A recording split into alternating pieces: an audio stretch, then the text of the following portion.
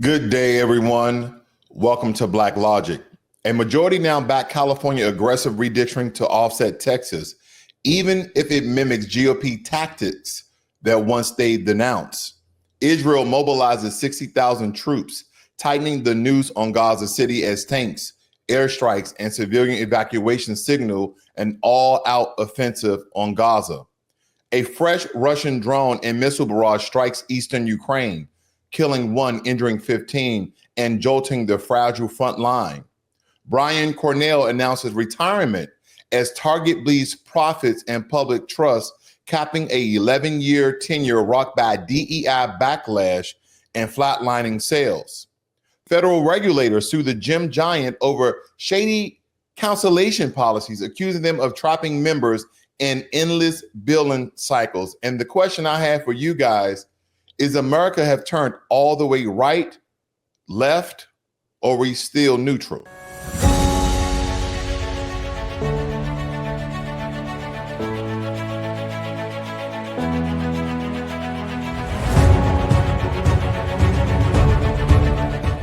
So you thought that Democrats hated gerrymandering. A lot of people thought that, but we can't really go in on the Democrats on this particular one. And me not being a Democrat, not being a Republican. But nonetheless, a new national poll just flipped the script because most Democrats now support California's plan to redraw congressional maps, not to make it fairer, but to counteract Texas' aggressive redistrict tactics that they've done. The same party that once cried foul now cheers the power move. And California's Senate is steamrolling through legislation that could net 5 additional House seats for Democrats, the same as they did in Texas. So as we are here in late 2025, the political hypocrisy at its finest, where maps wars are fair game if your team playing dirt. And this is a long-term ploy. This is a very long-term play by the Democrats. And believe it or not, I agree. If the Republicans are going to gerrymander voting seats, Republican seats within Texas to upseat Democrats so they can win and have a larger footprint of Republican in Texas, because again, Texas is a red state when you look at all the delegates, as well as how people vote majority, but there are Democratic enclaves within Texas. California is doing the same thing. California is a majority blue state, but they do have some parts of California where they are considered Republicans and or red. So they're doing the same thing that Texas is doing. I don't see why anybody would be against this.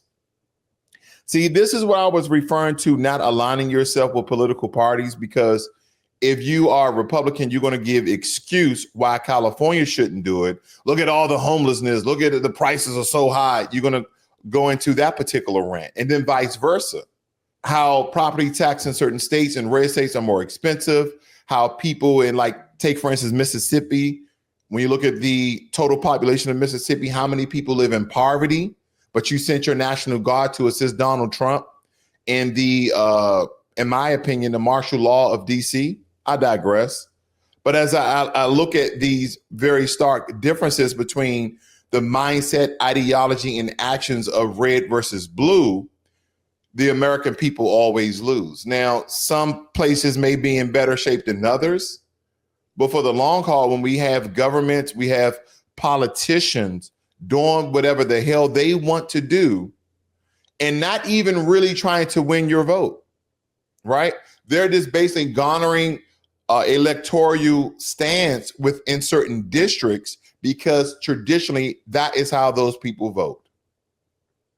But I do, in some regards, applaud the Democrats for at least fighting back and not taking the sitting down, because, hey, if Texas can do it, so can California.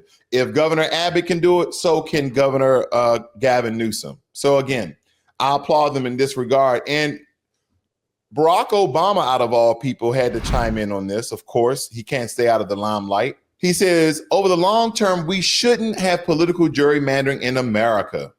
Just a fair fight between Republicans and Democrats based on who's got better ideas. And I agree with President Barack Obama. But since Texas has taken direction from a partisan White House and gerrymandering in the middle of a decade, to try and maintain the House despite their unpopular policies. I have tremendous respect for how Governor Newsom have approached this. He's put forward a smart, measured approach in California designed to address a very particular problem at a very particular moment in time. At the NDRC, it says we're grateful to President Barack Obama for being in this fight with us and supporting our mission. California is advancing a process that gives voters the final say on implementing new maps. And as I show you this graphic here, it states that Election Rigging Response Act, because they're really trying to stop it, especially in California. And I believe all states should do this. Red, blue, purple, in between. I believe that they all should do this. But again, I agree with Governor Gavin Newsom as well as former President Barack Obama. I do. I don't agree with them much, believe it or not. I do not agree with them with a lot of things they've done. And they were talking about unpopular policies. That's what President Barack Obama stated, unpopular policies. Some of the policies that the conservatives have put in place under the Trump administration has been pretty good. Some of the policies I actually agree with. Some of the business policies, I'm still indifferent about the tariffs, the immigration policies, and some of the things that are occurring there. Not all of the policies are bad. Now, when it comes to the one big, beautiful, as Elon Musk would say, the one big, beautiful abomination, ugly bill, there's some things in the bill that are beneficial to America and Americans, and then there's some things that are detrimental to America and Americans. So I'm kind of 50-50 on that one as well. So I don't believe that it's all bad. Now, a ground war is no longer looming, it's loading because the IDF have ramped up bombardment across Gaza City, especially in neighborhoods like Sabra and Tafuf, and chilling escalation. Israel called up an additional 60,000 reservists and gave evacuation warnings to civilians still sheltering in the area. And their goal here, folks, is to capture and occupy Gaza City, which they stated is a Hamas stronghold and now a humanitarian disaster zone. And this comes even as Hamas reportedly agreed to a ceasefire deal, but Israel is pressuring forward, citing military necessity over diplomacy. And as you kind of comb through a lot of these stories, Hamas is willing to basically go away if they do not try to occupy Gaza City. Because the city right now is surrounded and the people are stranded. We're talking about almost 2 million people. And they're stating that there's still roughly 5,000 to 10,000 Hamas fighters in the area. So you're going to occupy and displace. First of all, you want to occupy a city and displace 2 million people based upon 10,000 people. And again, the entire, Gaza Strip, the region of Gaza is destroyed. And you're talking about rebuilding and putting townhouses and condos and beachfront property. Civilians in Gaza City face a very terrifying choice here, guys. They stay and risk death or flee into a war zone with entire neighborhoods under siege. And aid workers warn of a catastrophic humanitarian crisis. Hamas has already, agreed to a ceasefire. But Israel isn't waiting, and the world watches horrified as one of the most densely populated places on earth becomes a battlefield. That is what's going on currently in Gaza. And I don't know if you guys are familiar with the West Bank. That's also part of the Palestinian state or the Palestinian region. Okay. Even though America doesn't recognize, from a governmental standpoint, doesn't recognize Palestine as a statehood or as a country, even though there's Palestinians and they have flags and they have government officials. I digress. But some European nations stating that in this upcoming, or did it already occur? I'll have to check on that for you guys. If that UN meeting occurred, that they recognize Palestine as a statehood. And here's something else. Benjamin Netanyahu is on a mission to seize the Middle East, people are stating, because he's not only going in to occupy Gaza, he is also making moves on the West Bank, no less. When South Africa brought the charge of genocide against Israel at the International Court of Justice, the court gave Israel 9 months to present its rebuttal. That expired at the end of July. The panel of 17 judges accepted Israel's argument that it needed more time to prepare its case because of issues in South Africa's case. So now you have a country that is far less powerful than Israel, because the reason why Israel is powerful as it is because it has the backing of the American government. But you have South Africa calling foul of genocide in Gaza.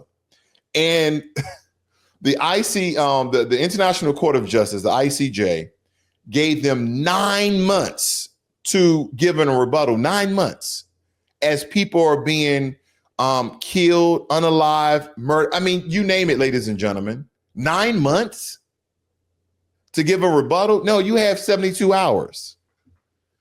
You better use ChatGPT, Claude AI. You better use Gronk. You better use Gemini. You can get 9 months to come up with a rebuttal? And Israel just ignored it. Now, it stated that, let me blow this up for you guys. Okay, let me blow this up for you guys. I want to make sure I hit the key point here. It stated that in those 9 months, more than 250 Palestinians, nearly half of them children, have died of starvation, created expressly as a weapon of war by Israel's cabinet. And the carnage has continued unabated. Thousands more civilians have been killed by bombings, and tens of thousands are set to die if Israel forces retake Gaza City. And that is exactly what's occurring today. Where's the ICJ? And it states that if the ICJ remains paralyzed, the same applies to its sister court, the International Criminal Court. As Middle Eastern Eye has reported in some detail, the arrest warrants against Netanyahu and his former defense minister have been effectively neutralized. This was by means of an organized and orchestrated campaign of vilification that forced the British chief prosecutor, Carmen Khan, to take leave pending the outcome of an external investigation to accusations of sexual assault allegations of Khan regularly denies. So they got all these things occurring, but no one is stepping in and stating that what Israel is doing in Gaza and the West Bank, again, I want to bring attention to the West Bank. Israel is forming a fine line of divide in the West Bank and expanding their territory. Ladies and gentlemen, what we're seeing here now, listen, I'm not pro or against Israel. I'm not anti-Semitic. You got to say these things because that's what people think when you start speaking on this historical facts and the information that is presented in front of you. They are expanding their territory like they have done in the past. And essentially because Palestine is not recognized by the UN as of yet, and again, I may look that up for you guys, Israel is continuing to expand their landmass and pretty much look like in the next 10 years or so, there will be no Palestine. It will only be Israel with a large population of Palestinians within the region. That is the kind of the way that I'm looking at this. And I again, as I stated, instead of just waiting, ladies and gentlemen, I'm going to try to see if that meeting occurred where the UN has started recognizing Palestine as a state. And this has been going on for quite some time. I want you guys to look at this. Western nations are taking a key step toward a two-state solution. They've been trying to do this for a very long time. As I told you guys, the UN had a partition plan of making the state of Palestine a two-state solution, and it has not worked. They've been at conflict and battles and wars for a very long time. Here's the problem right here. France, Britain, Canada, Australia, and Malta all say they are preparing to recognize, preparing to recognize a state of Palestine at the upcoming United Nations General Assembly in September. Okay, I thought this was going to occur in August, but it's in September. By that time, Israel will have already been occupying Gaza, as they have in the West Bank. They stated that they would join another 147 UN countries that already do so. In some senses, the move is symbolic. It will not change the realities on the ground in the Middle East, at least not in the short term, but it is a major step nonetheless. And here's the thing. Have an emergency meeting before then. As the ground offenses of the IDF is occurring right now, it says that no Israeli-Palestinian peace process is currently underway because there isn't. The countries pledging recognition is noted in their statements. This is because Israel refuses to speak with diplomatic representative of the Palestinian people. The Palestine Liberation Organization. In effect, Israel has held the PLO and its subsidiaries, the Palestinian Authority in the West Bank, and the Fatah political party responsible for the actions of all Palestinians, including the PLO's extremist arch rival Hamas. So they're saying you guys are the reason why Hamas are doing the things that they're doing. I wonder if we ever could say that white supremacist neo-Nazi groups in America, that we shall hold the United States at fault for allowing those guys to exist and or operate. That is the same thing that Israel is doing when it comes to the PLO. The United States, for its part, has never had a bilateral relationship with the Palestinians. You know why? Because America does not recognize Palestine as a statehood, as a country, as a sovereign nation. They don't. President Trump said it himself. And there's a lot of people, okay, on the right, quote unquote, Republicans and social media influencers that agree with President Trump. There's there's some, very few on the left also agree with President Trump. But for the vast majority of the world, people are recognizing the Palestinian people, the Palestinian region, and the Palestinian statehood. Why hasn't the UN called for an emergency meeting with these so-called Western nations that will recognize Palestine as a statehood and render UN troops to stop the onslaught of the occupying and senseless killing of Palestinians? I'm just asking questions because I'm not that smart when it comes to politics. Someone will probably tell me there's no so-called emergency UN meeting. I would beg to differ. I would beg to differ, ladies and gentlemen. This is absolutely crazy, and it's happening in modern day times. Let me move on. I don't want to stay here too long because I have a little bit more to cover here. Because Eastern Ukraine takes another brutal hit and Putin isn't slowing down. Russia unleashed a massive drone and missile attack on Ukraine, killing at least one person and injuring 15 others. Now, the strike targeted both military installations and civilian infrastructure in the Donetsk region, intensifying global calls for increased defense and aid to Kiev. And the frequency and scale of these attacks underscore a very chilling reality. Putin's war is grinding on with no clear end in sight. And again, he's already informed President Zelensky of Ukraine there's two things you can do to stop this war. And he's also reverberated these same sentiments to President Trump to garner this ceasefire between Ukraine and Russia. First and foremost, you give back Crimea that we gave to you out of the kindness of our heart. We want Crimea back. And that you agree on paper that you will never, ever join NATO.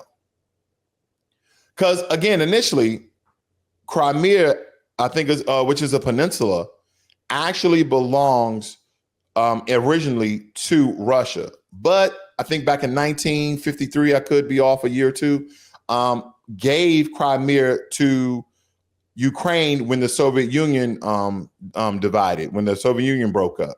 So again, Crimea does belong to Ukraine legally, but now President Putin said we want Crimea back. And we want you guys not to join NATO. So in order to stop this war, and listen, as these so-called ceasefire and peace talks are occurring between Ukraine, America, and Russia, and again, America being the intermediary, being the mediator with this, Russia is still attacking Ukraine, ladies and gentlemen. You still have a lot of war going on in the region here. So the reports from yesterday were stating that the Kremlin doesn't see any end to the attacks unless they give Crimea back, they remove their troops, and they agree to never join NATO. I wonder, if I was the president of Ukraine, what would I do? Would I give up a piece of land that was originally Russia, and now they're going back and forth with this land as a bargaining chip? And some people may see this as a way that Russia is expanding their empire. And it makes me think about something I said yesterday, and I misspoke on this. So again, I'm not above approach. I do make mistakes because a lot of my information, again, sometimes is in my head. And no one put this in my comment section, by the way, but I'm gonna go ahead and correct myself. Alaska is not closer to America than it is to Russia. Okay, and I can probably pop up a map here very quickly, but Alaska is closer to Russia. Alaska is connected to Canada, and in some regards, you have to go through Canada to reach Alaska. And again, I think you can take a boat if you're trying to leave from Washington and kind of bypass Canada altogether. I might just want to do this for you guys very quickly. So again, I always like to correct myself because we all can be wrong sometimes. Let me pop this in Google Earth very quickly so we all can see. All right, here we go, ladies and gentlemen. So as we zoom, here's Alaska. Hopefully, guys, you guys can see that. Okay, here's Alaska. And then you have British Columbia here. Okay. Northwest Territories, but you have Vancouver, Seattle, Washington right here. So in order to get to Alaska, you will have to take a ferry or a boat that bypasses Canada altogether and come up through the Gulf of Alaska into Anchorage. If not, you have to go through Canada. Okay, let me give you a better orientation. You will have to go through Canada and reach Fairbanks and reach Fairbanks, Alaska. Now, most people fly, some people take ferries, and some people actually drive through Canada to get to Alaska. And as I was stating, yes, Alaska is closer to Russia. My apologies, it's closer to Russia than it is to America. It's some very strategic land that we bought from Russia that cost us $7.2 million, 586,000, miles of land, or square miles of land rather, that cost us 2 cents per acre. And look how close we are to Russia. Here's Russia on the left, and here's Alaska on the right. Okay. Right here, you see Tent City, York on the bridge, and then you go right into Russia. Now, I wonder where Sarah Palin lived at, where she can see Russia from her patio. Where's Sarah Palin at in this? I'm asking for a friend. But again, I had to correct myself because I was totally inaccurate on that. I was totally wrong. So again, I wanted to just correct myself. But again, that's just something that I wanted to look at very, very quickly because I thought I was strong in geography. Well, I misspoke. No big deal. No big deal. All right, let's move on, ladies and gentlemen. The takeover of DC by the way of President Trump and his influence over DC law enforcement, it has deepened as his allies push for expanded federal oversight. Now, with Trump-backed leader influencing city policy, critics call it a soft coup, while supporters see it as a needed clamp down on lawlessness. And the National Guard presence, the controversy, policing policies, and calls for a federalized response now define the Capitol. And this left is, the left is outraged, but the right, they're doubling down. And for all those patriots out there that are supporting the military, I do applaud you guys, regardless of how the patriots look and regardless of the color and race of the patriots that are standing ground and carrying weapons and riot deterrents on them. You have a military police officer here, this gentleman on the right. They have also, states outside of DC have provided aid and National Guard troops by the way of Mississippi, Ohio, and South Carolina. Now, out of those three, I was just trying to figure out, out of those three states, who has the highest crime rate out of those three states? And why haven't they deployed National Guard troops in some of their war-torn cities that have increased crime rates that is more than DC per capita? Okay, per capita. I just have those questions because I think it's really interesting to point those differences out. Now, 11 years and 11 flat quarters and now the door. Brian Cornell is stepping down as Target CEO this February, ending a very long and rocky tenure. The company just reported its 11th straight quarter of flat or falling sales, with profits down 19% from last year. And the leadership shakeup comes internal tensions, which is a rollback of the DEI initiatives and growing competition from Walmart and Amazon.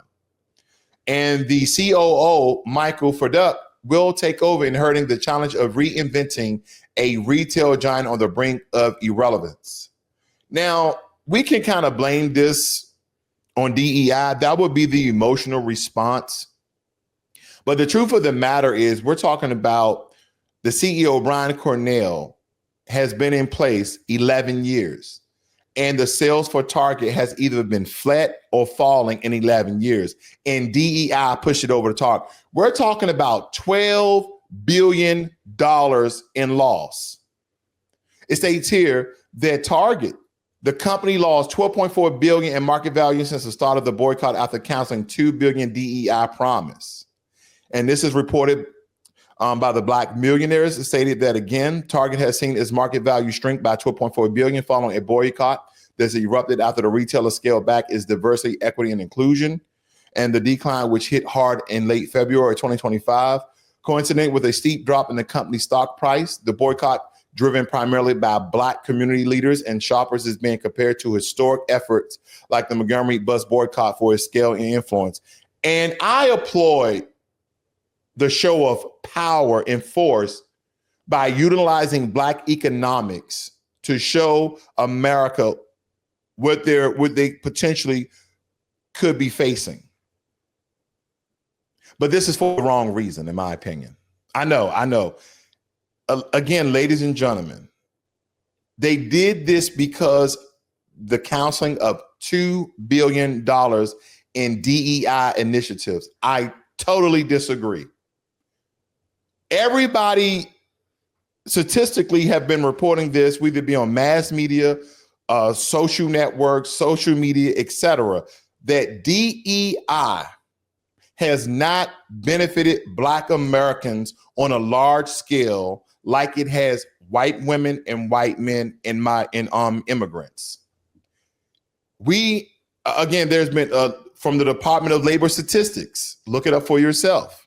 The Department of Labor Statistics reported what DEI initiative, what group of people have these initiatives helped. We were last on the list. Because some people were thinking that, DEI was like, okay, I have Jim Bob over here. He has a master's degree in business, but I'm going to take Tyrone, who has a high school diploma. No, it has not benefited Black Americans as some people may think emotionally. See, that's the thing about when you look at mass media, even some social media network channels, they are just saying things. Nothing is backed by statistics. They never really show the numbers. But here on Black Logic, hit that subscribe button as well as the notification bell so you're notified every time I go live and release a video. I show statistics majority of the time, but I've showed those statistics numerous of times right here on the channel, ladies and gentlemen. But again, regardless of how you feel about what I'm saying, prove me wrong. DEI initiatives have helped majority white women and white men and immigrants more so than foundational Black Americans. I know that might bother a couple of people. I understand it's very easy to think otherwise. Okay? But nonetheless, I digress. Now, LA Fitness, they took your sweat and they took your wallet. Because now the FTC, also known as the Federal Trade Commission, ladies and gentlemen, is taking LA Fitness to court, alleging that the gym chain made it excessively difficult to cancel your memberships, ranking in hundreds of millions in unwanted recurring fees. And consumers were reportedly forced to mail in forms, endure endless call loops, or speak to unreachable managers to end memberships. This lawsuit could open the door for massive fines and reforms in the fitness industry. No, it should go everywhere. Do you know when you guys are doing like these trial memberships or these temporary memberships and they automatically renew it if you don't cancel it, which is fine. Now I'm starting to see in prompts, okay? I'm starting to see in prompts where companies are stating, if you do not want this to automatically renew, click this box. Because I think they've been knowing about this lawsuit by the FTC. And listen, when the feds come after you, they have a 90+ prosecution rate. They have a 90% win to lose ratio rate. I'm talking about they majority times win. They win 9 times out of 10. This is going to spark other companies to do what I've seen with other memberships and subscription programs. If you do not want this to renew after the trial period, check here. And that is what all of them do. Because some of us, we just do the trial period because we may need our program, we may need our software. We just want to watch that show. Okay, we're going to binge watch it. And sometimes when they release those shows weekly, they do that so you can sign up for their membership. You can sign up for their subscription. So what I do is I look at when the season starts and when the season ends, and then I sign up for the trial and I binge watch it and then I cancel it. And I've had, different memberships depending on what I'm doing on social media, on different programs I use, and they make it very, very freaking difficult for you to cancel your membership. Oh, click here. First, you have to find it. You got to go to the little gear logo, and you got to click this and you got to click that. Then you got to go here. And next thing you know, they say, well, send us an email or call this number. And then when you call the number, you're on hold forever. It's like they are purposely trying to deter you from canceling your membership. Oh, you know what? Email us this form, download this form, print it out. Why can't I email it? We're talking about this is 2025. Why can't I email this cancellation form to cancel my subscription, to cancel my membership? Why can't I email this form? As a matter of fact, why am I emailing a form? Why am I mailing in a form? Why can't I just go into LA Fitness? Why can't I go into Crunch? Why can't I go into any establishment and cancel my membership? When I joined the club, I came right here to join it. You mean to tell me that I can join and I can sign up for a subscription online through digital prompts, right? Clicking here, putting my information in, my address, my credit card information, yada, yada, yada. Then when I want to cancel, I got to call you, but I didn't have to call you to sign up. Oh, when I cancel, I have to mail in a form. Oh, when I cancel, I have to be on hold for an hour. All of this is fraudulent. All of these are psychological tricks to have you to hang up, I'll call tomorrow. And then tomorrow becomes a week and week becomes a month. And now you pay for another month. So you get back on the call and it all happens again. How do I know this? Because it's happened to me. I can't tell you what particular company because I've had many subscriptions and trial and memberships, and either I forgot. But now what I do is take, for instance, the trial is 7 days. The trial is 3 days. I always set a reminder or a services that I maybe want to use temporarily, like for 3 or 6 months. I go on my calendar and I make reminders for myself to cancel it a day before it takes place. Again, that's a good trick that you guys can do. But yeah, they should crack down on every single entity, every single business, every single trial, every single membership. That there should be a some sort of toggle or prompt that if you do not want this to renew after the trial period, click here. That's what should absolutely happen. You guys have a great and wonderful day. This is Black Logic.